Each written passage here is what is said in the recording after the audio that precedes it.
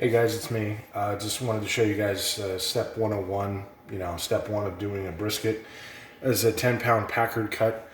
Now you might notice the flat and the point, so you make sure you guys can see this okay. It's the point over here, and the flat. This is your standard Packard cut. You can get this anywhere, fries or sprouts, anywhere you go really to get, brisket.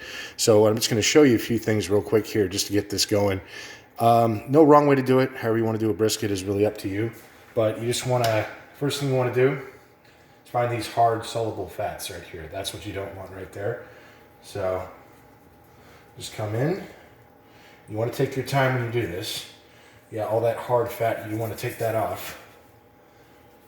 You want to take too much of the meat off because it'll, you want a nice barrier in there to keep it nice and juicy.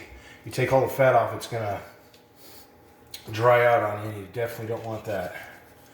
So anyway, just want to keep gently digging away at it.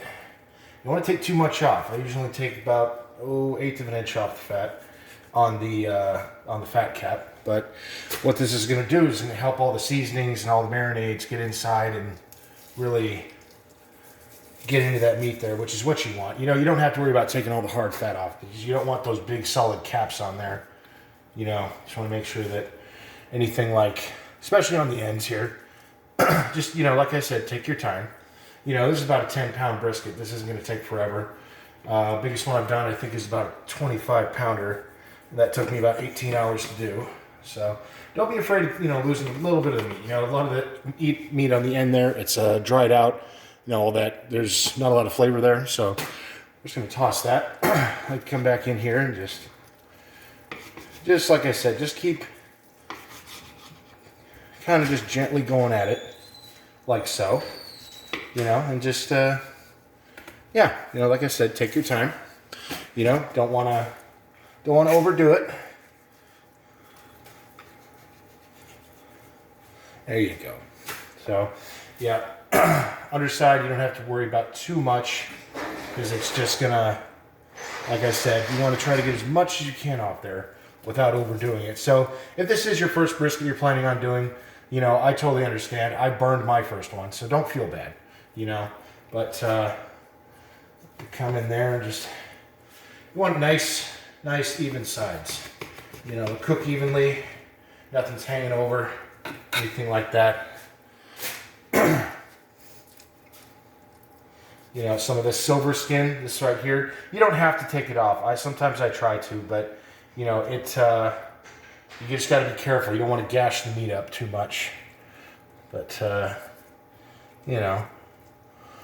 it's a game of patience doing brisket. It really is. I did get a lot of questions. Should I use vinegar or orange juice for a marinade? I would advise vinegar. It's a little safer.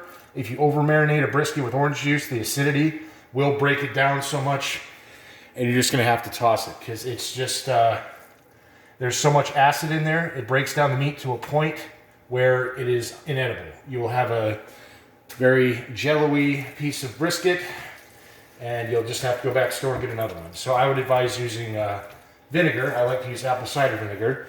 Now onto the fat cap here. Like I just want to keep just gently, just very thinly, nice and easy. Just come in and you want to get those big chunks of fat off there without taking too much of the meat off. It's okay if you lose just a little bit. Not going to hurt nothing. So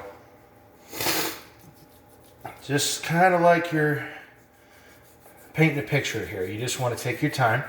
I recommend using a boning knife instead of the traditional French knife or chef's knife. It's a little easier to work with, but it's good for doing this sort of thing. And they call it a boning knife. It is used for cleaning meat, particularly chicken. And sorry if I sound out of breath. I just got off of work and had a heck of a day at work. So, just want to keep just gently getting all that hard fat off there. And if you see a little pink coming up, just angle your knife up just a little bit, And you don't want to take all the fat off. There's a lot of good flavor in there, and that's going to render down. But I like to just kind of peel away at it. Those who have tried my brisket, you guys have been on me about making a video. So, you know, just you got your wish finally. So, just want to keep going at it there, just a little bit. Now, something I'm going to do in the next video is I'll show you guys how to. Yeah, that's okay. Show you guys how to place it properly in the smoker, how to spritz it, but we'll go over that in the next video. So, not to worry. Looks good, looks good. Nothing too crazy. Want to kind of just come right in there, and don't worry about me cutting myself. I've done it many, many times. I don't feel it anymore. But, you know. So, and you can leave the fat on. It's, you know, it's entirely up to you. You're going to have a longer cook time, but, you know, you just want to kind of just take your time with it. You know, it's not a race. This is going to take, I'm going to do this one about 14 hours. You know, about 190, 200. That's the way I like to go. So, let's see here. There we go. Get some of that excess off there. You know, I kind of just like to score it a little bit just to make sure there's nothing real too big underneath there. There we go. Get that guy off there. Always remember, when you're cleaning the brisket, you always have to take into account as you're trimming it down, it's going to lessen the weight. Obviously, it's going to lessen your cook time. But as long as you don't get impatient with it, you'll be just fine. You know, we're starting to see some of the meat show up a little better. It's getting looking a little more like a beef brisket here. And I should mention, guys, the brisket is actually the shoulder of the cow. This is what they use to stand up off the ground with. That's why it's so tough. You know, this is not something you could just throw on a grill and, you know, 5 minutes on each side. You will ruin it. This has to be cooked very gently. Otherwise, it's just not going to work for you. Now, I've heard of guys doing these in the sous vide. For those of you who don't know what that is, a sous vide is a French or European hot boiler, the best way I can describe it.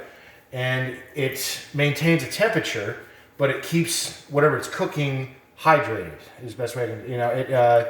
I've done hard-boiled eggs in the sous vide, but it was looking pretty good to me. Just want to check. Give it another good once over here. Give it a good check here. Some of that off there.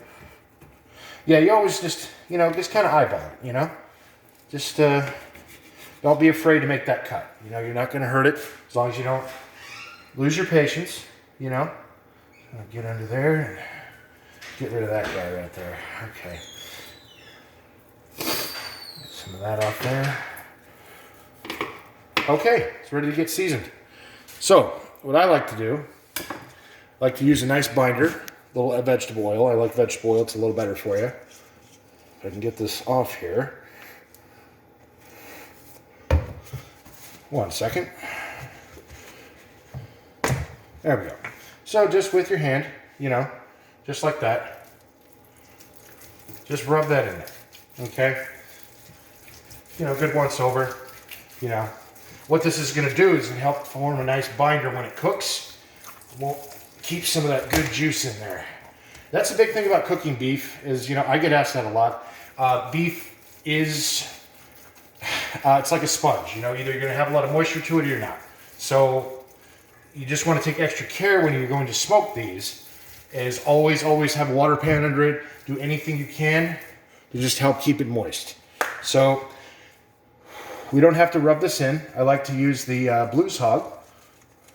Blues Hog marinade. It's already got salt in there. You don't have to worry about over seasoning it. I'm gonna, you know, we're gonna season it a little further, but you just want to make a nice, good amount there. So flip this guy over, and you know, just like a paintbrush, just nice, good amount right there. Boom. That is how you clean and prep a brisket. You notice I didn't want to take too much of the fat off, but you know, it's going to give some nice, good flavor. Like I said, this is only a 10-pound brisket, so it, yeah, don't want to take too much off. But anyway,